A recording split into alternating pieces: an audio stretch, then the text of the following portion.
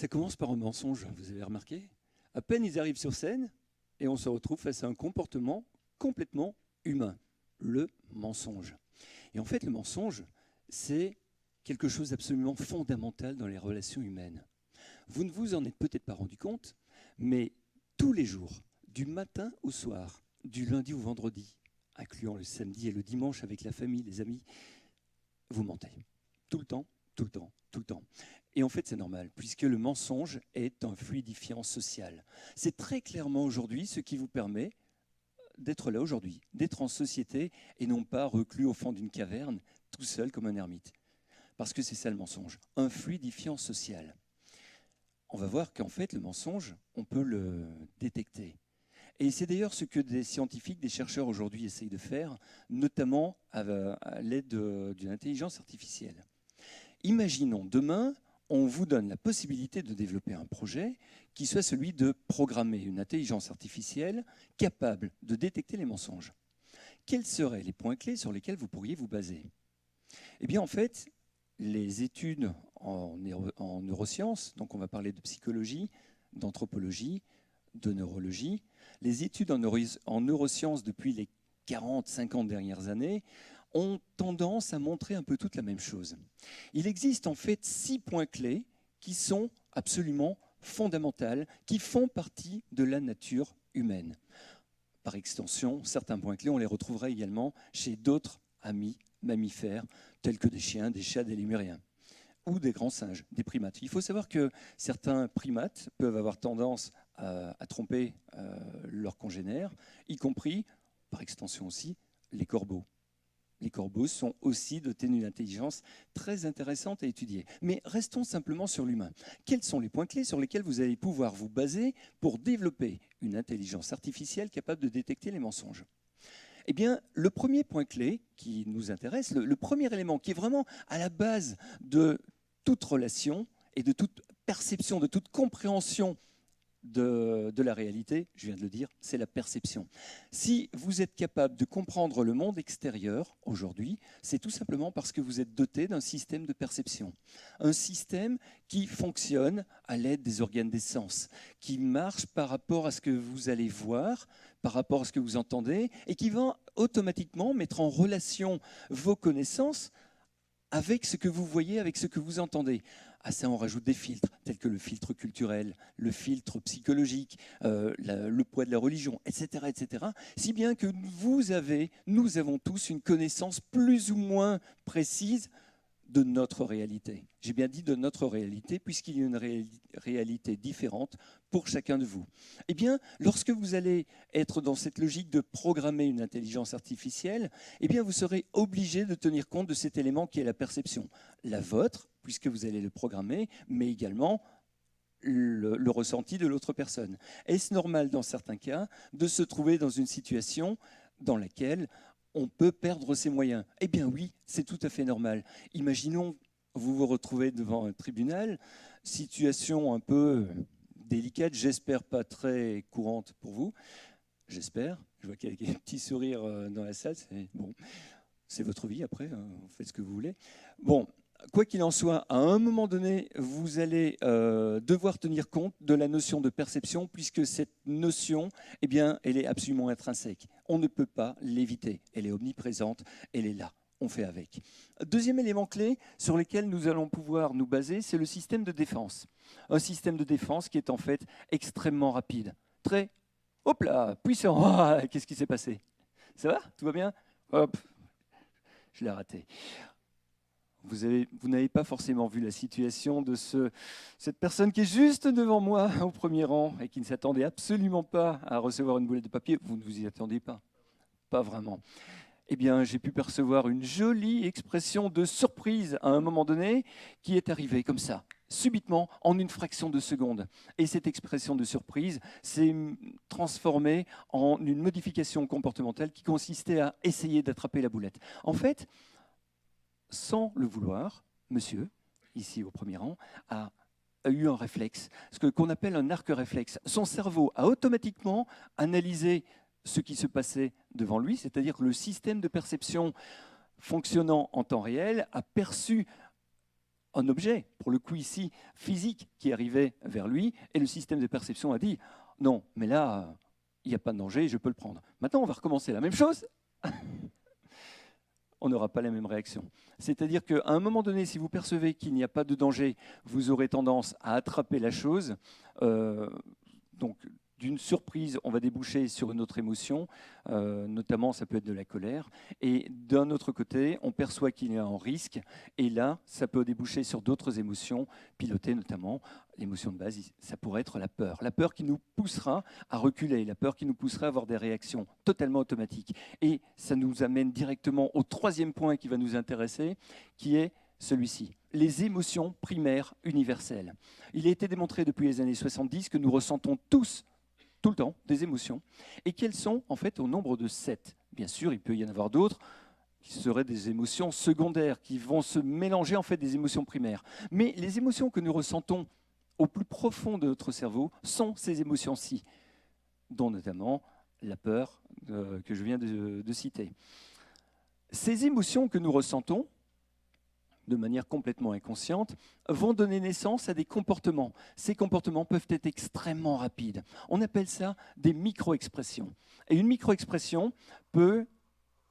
Ça grésille devant moi. Une micro-expression peut, à un moment donné, flasher sur le visage en une fraction de seconde. On parle cette fois-ci d'un délai qui va de 5 centièmes de seconde à 50 centièmes de seconde.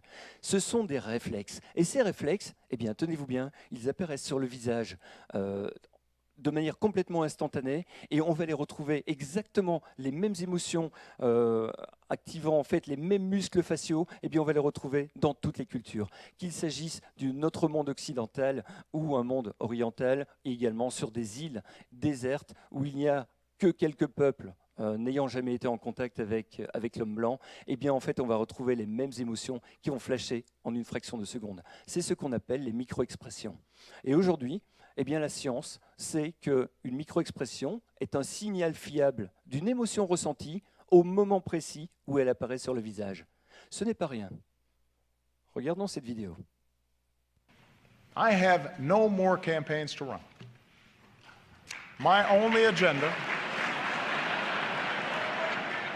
I know because I won both of them.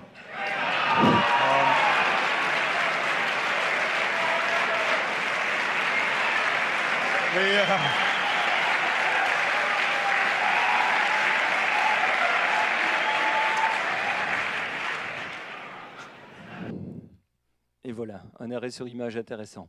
Barack Obama, qui n'a pu s'empêcher de montrer une micro-expression, plutôt une émotion, mais qui peut apparaître sous la forme d'une micro-expression. Et là, on a du mépris. Rien que ça.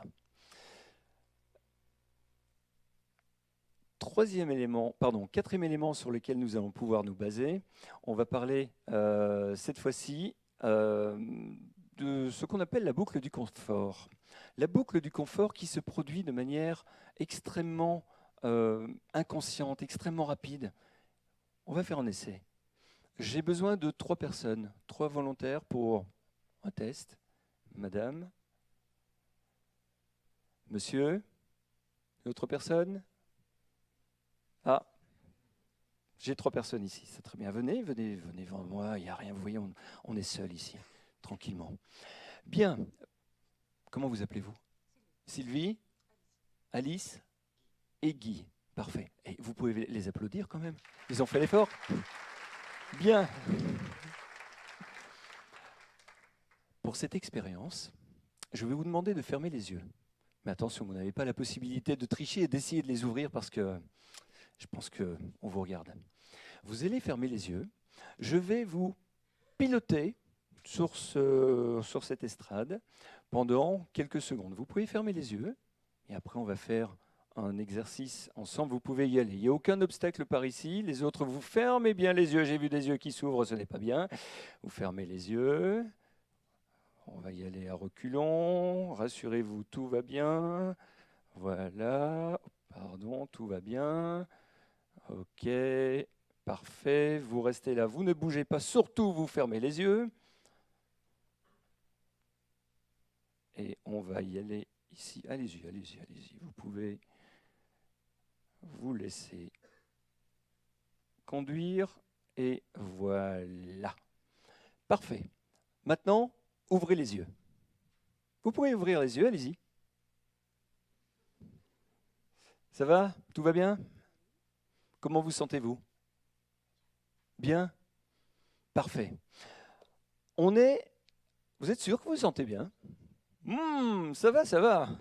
Avec un petit nom de la tête qui me dit ça va pas si bien que ça, plus également une réaction que vous pouvez peut-être voir au niveau de la bouche. La température monte.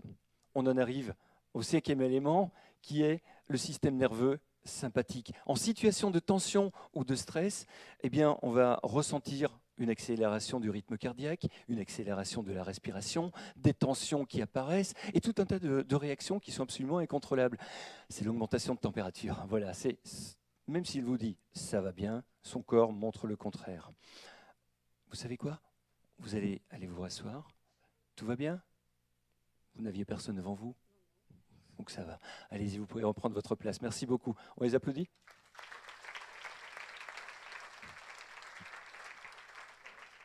La boucle du confort. Pour vous l'expliquer brièvement, de façon très simple. En situation de tension ou de stress, nous avons tendance à faire des gestes qui sont relativement lents, relativement larges, relativement souples. Nous avons tendance à être détendus. Lorsque nous sommes dans une situation où il y a un malaise, où il y a un peu de stress, eh bien nous pouvons avoir tendance à toucher, frotter, gratter, manipuler un objet, se reculer, notamment avoir tout un tas d'autocontacts tels que tirer sur ses cheveux, se gratter, frotter, manipuler un objet, etc. L'objectif étant d'envoyer des signaux nerveux au cerveau qui, en fait, va rassurer le cerveau. N'oublions pas que votre cerveau est dans une boîte, il est enfermé dans une boîte et il a besoin d'informations. Et le seul moyen pour avoir des informations, eh bien, c'est simplement de demander des stimuli. Or, sur une main, nous avons entre 5 et 30 terminaisons nerveuses. Donc nous avons tendance justement à bouger beaucoup les mains. Nous avons tendance à essayer justement d'envoyer un maximum d'indications à notre cerveau. Dans une situation comme celle qu'on a vécue là juste à l'instant, eh bien on avait des personnes qui étaient, je pense, assez pétrifiées par la situation. Et je les remercie d'être venus, d'avoir participé à ce jeu, pétrifiés par la situation, et on avait un comportement qui était un comportement d'autocontrôle. Là, justement, l'objectif n'est pas d'avoir des gestes qui pourraient trahir leur stress, mais au contraire, essayer de s'autocontrôler un maximum. C'est-à-dire que dans certains cas, eh bien, on va avoir des gestes qui seront freinés, qui seront plus proches du corps, des gestes qui sont entre guillemets anormaux par rapport au comportement de référence de la personne. Le 6e élément, puisqu'on avait vu le 5e qui sont les réactions nerveuses, le 6e élément est en fait extrêmement facile à comprendre. On va l'appeler l'environnement. Nous ne flottons pas dans l'air, c'est impossible. Nous vivons dans un environnement avec d'autres personnes. Nous sommes dans un environnement avec des interactions avec vos collègues, des collaborateurs, des clients, des fournisseurs, des amis, de la famille.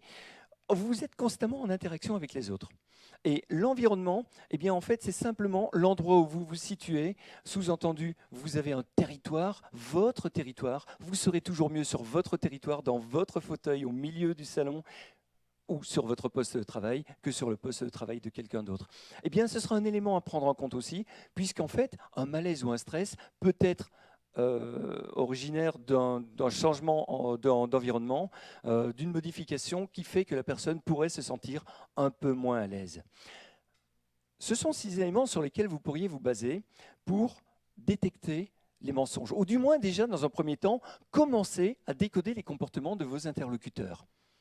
Mais, il y a toujours un mais dans l'histoire. On est de plus en plus en train de nous parler d'intelligence artificielle.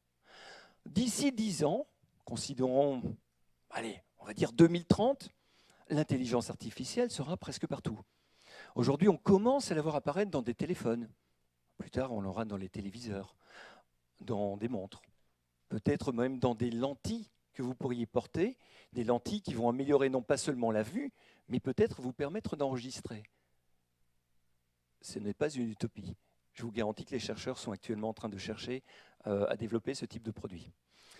On peut imaginer une intelligence artificielle développée pour aider la police, pour aider les douaniers, ou des recruteurs. On peut très bien imaginer à quoi cette intelligence artificielle spécialisée dans la détection des mensonges, à quoi elle pourrait servir. OK. Vous vous souvenez de votre téléphone, votre premier téléphone? Alors oui, pour les plus jeunes d'entre vous, le premier téléphone, c'était peut-être un smartphone. Moi, j'ai des souvenirs de mon premier téléphone qui ressemblait plutôt à un talkie-walkie de l'armée, qui pesait lourd et qui irradiait la tête. C'était voilà, assez grand, et puis c'est devenu de plus en plus petit, tout petit, et puis c'est redevenu grand avec le smartphone. Et ces téléphones-là ne permettaient pas grand-chose, mis à part téléphoner et envoyer des SMS. Imaginons maintenant que, à côté des téléphones que vous avez, on va dire, allez, prenons même la situation où vous avez votre téléphone actuel, sans même imaginer ce que vous aurez comme téléphone en 2030. Imaginons votre smartphone, votre tablette. Imaginons votre webcam, Skype, tout simplement, doté d'une intelligence artificielle capable de détecter les mensonges. Ça veut dire quoi? Ça veut dire que vous serez capable de voir les mensonges de vos interlocuteurs en temps réel. Ouais, génial. Attendez, le mensonge est un fluidifiant social. Retirez le fluidifiant social. Qu'est-ce qui se passe? Vous avez vraiment envie de tout dire à tout le monde tout le temps? Et qu'est-ce qui se passe si votre interlocuteur subitement vous dit « T'es qu'un con, je ne t'aime pas, j'ai pas envie d'être là avec toi ». Aujourd'hui, il vous fait un grand sourire ou il vous dit « Oui, mais c'est bien, parfait, continue ». Et demain, il vous dira « T'es qu'un con » ou alors c'est l'intelligence artificielle qui dira ça. Et les relations humaines après, qu'est-ce que ça donnera? Nous sommes des humains, nous mentons et nous devons mentir pour assurer notre cohésion. Merci.